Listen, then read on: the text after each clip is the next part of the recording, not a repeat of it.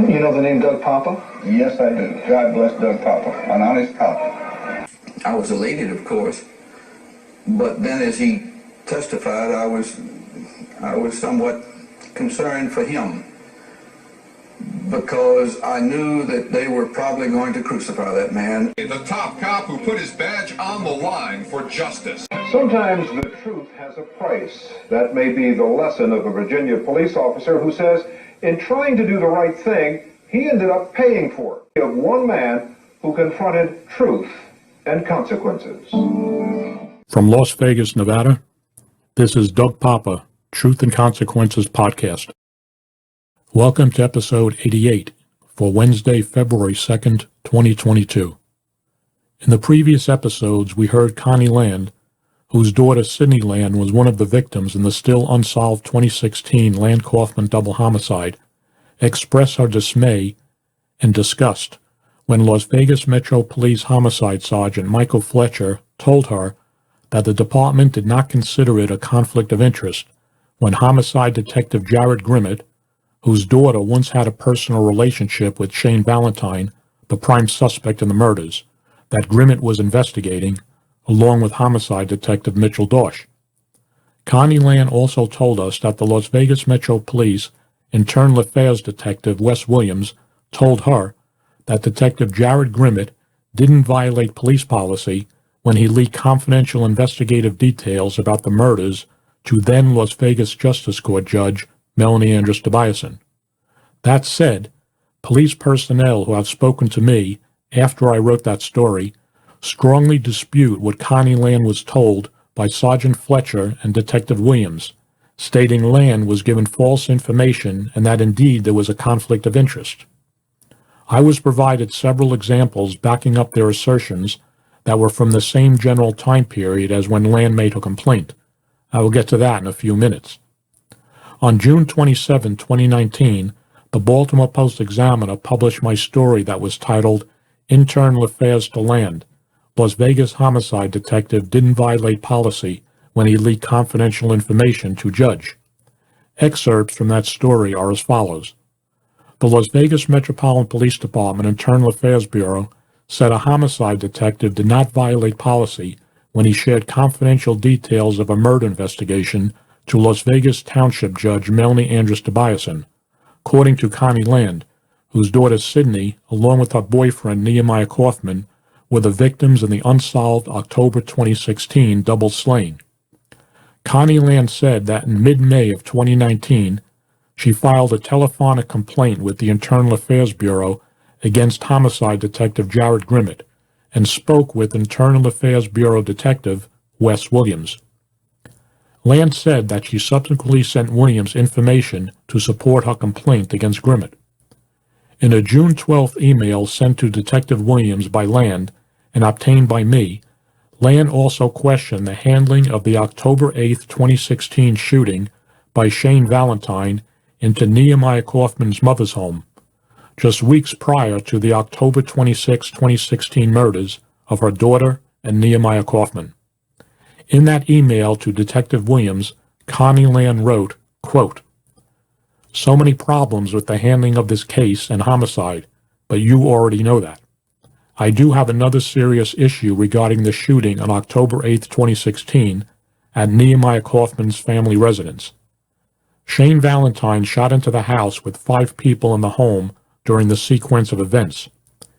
He then ran his car into the garage door and threw a rock through a window. There were multiple eyewitnesses who saw Shane Valentine do all of these things and heard him verbally threaten Nehemiah's life. The crime scene investigators who worked the crime scene knowingly failed to retrieve and collect all of the evidence from the scene.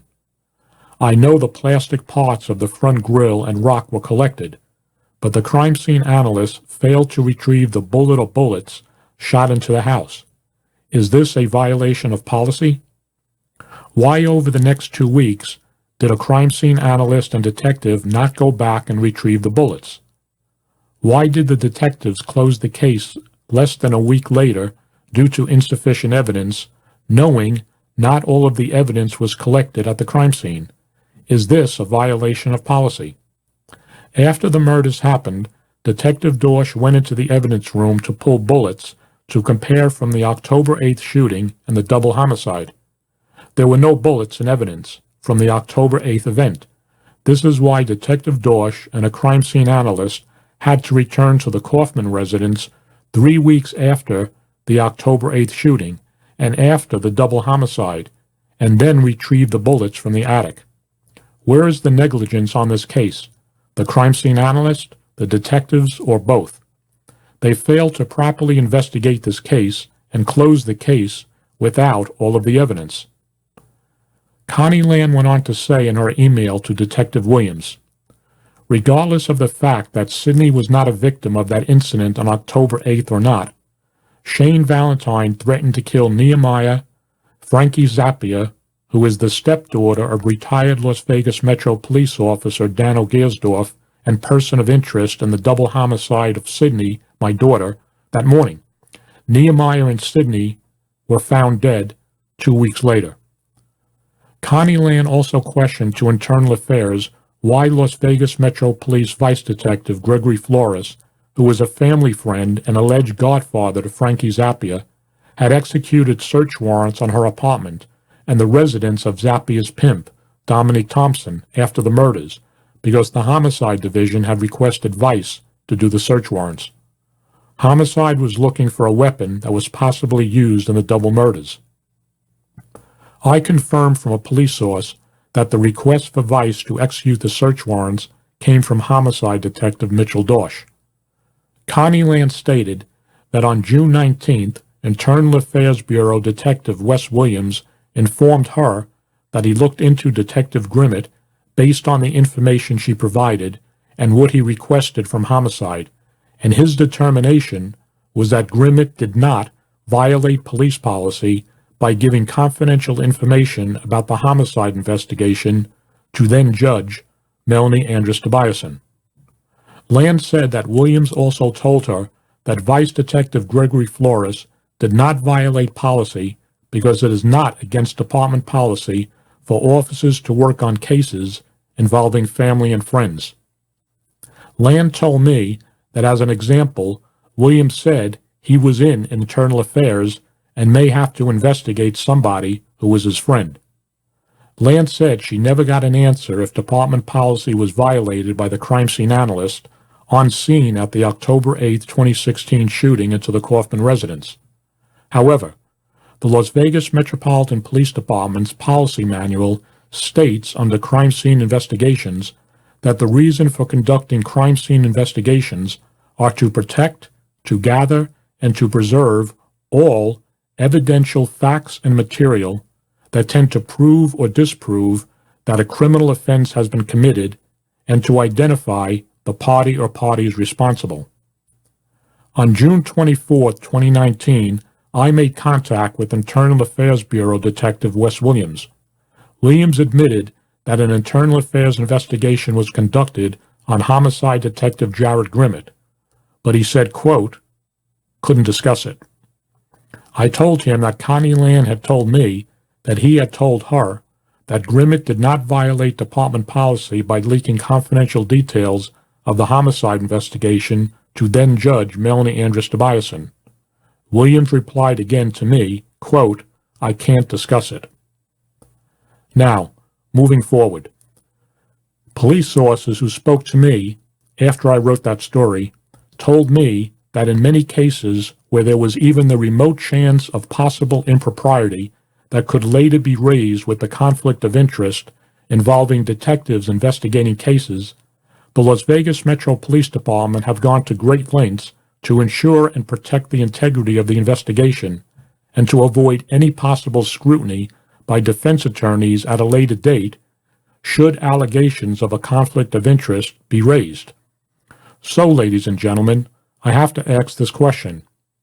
If what I was told is true, then why was Connie Land given false information, lied to by Homicide Bureau Sergeant Michael Fletcher and Internal Affairs Detective Wes Williams when they told her that there was no conflict of interest on Homicide Detective Grimmett's part and that Grimmett didn't violate policy when he leaked confidential information to then-Judge Melanie Andrus Tobiasen, compromising the integrity of the unsolved double murder investigation.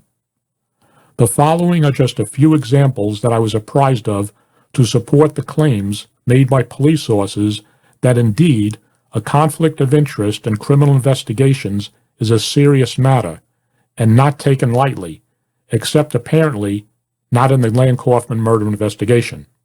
Why is that?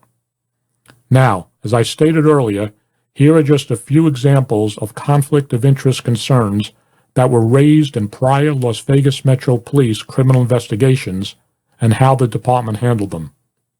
Number 1.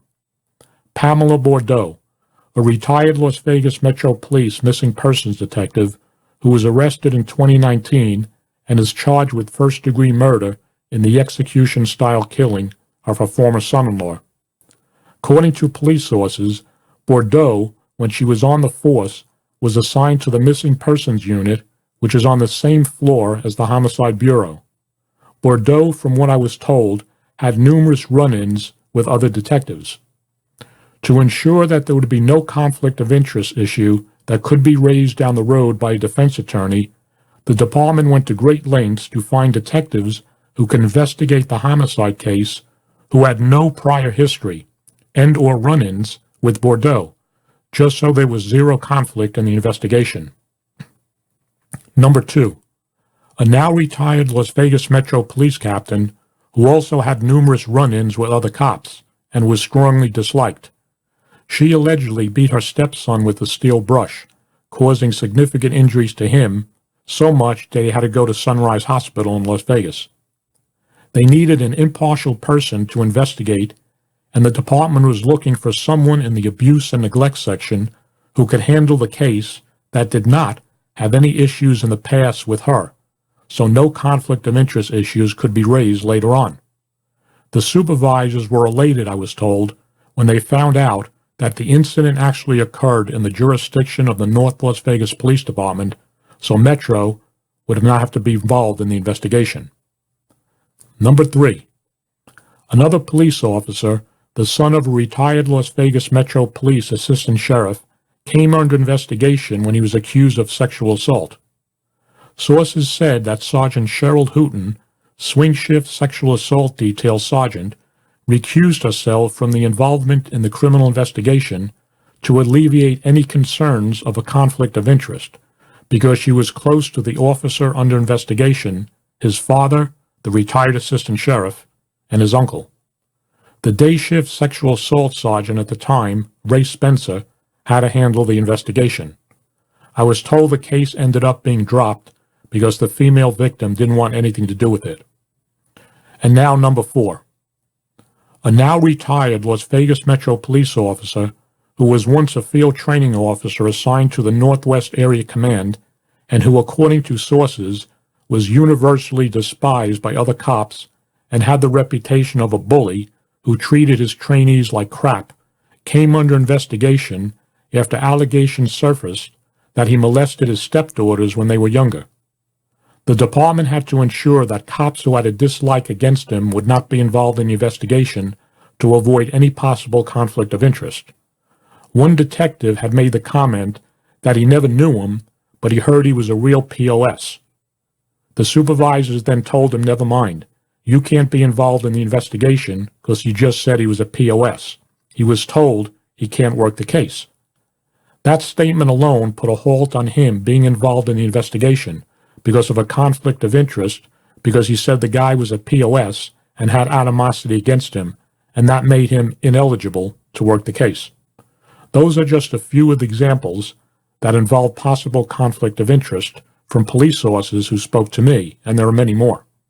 So, when Connie Land was told it was not a conflict of interest by Sergeant Michael Fletcher that Detective Grimmett's daughter once dated Shane Valentine, under the department's protocol in other cases, as I just explained, seems at odds in the least.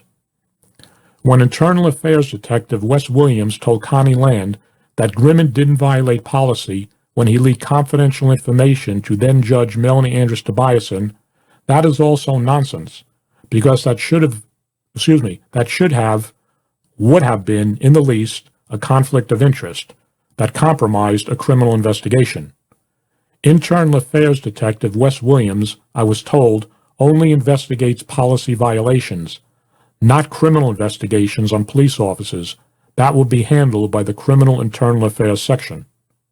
A district attorney and/or a defense attorney finding out that an investigating detective and/or their family member had a prior relationship of any type with the suspect arrested for a crime would be a major problem, according to police sources who spoke to me, regardless of what Homicide Sergeant Michael Fletcher told Connie Land. As far as Detective Williams telling Connie Land 2 days later that he conducted an investigation is also nonsense. Police sources told me it doesn't take 48 hours to conduct an internal affairs investigation. It generally takes weeks, if not months. Releasing confidential information to a third party during a double homicide investigation is a major problem. Detective Wes Williams was comparing a policy violation to a criminal investigation. Internal Affairs, from what I was told, answers to Jamie Frost, the attorney who is the director of the Office of Labor Relations for the Las Vegas Metropolitan Police Department. Listen to this, folks. Frost is a former attorney for the Las Vegas law firm of Marquis Orbach, who, by the way, are contracted by the Las Vegas Metro Police to handle labor and employment matters when needed. Marquis Orbach Law Firm has been a monetary campaign contributor to Sheriff Joseph Lombardo and recently to Lombardo's former undersheriff, Kevin McMahill, who is currently a candidate for Clark County Sheriff. Sheriff Lombardo's daughter, Morgan Lombardo, was a law clerk once at the law firm, and former Sheriff Doug Gillespie's daughter, Susan Gillespie, is currently an attorney with the Marquis Orbach law firm. Police sources who spoke to me said that Jamie Frost vacations at a Utah cabin that is owned by Nick Crosby, an attorney with the Marquis Orbach law firm.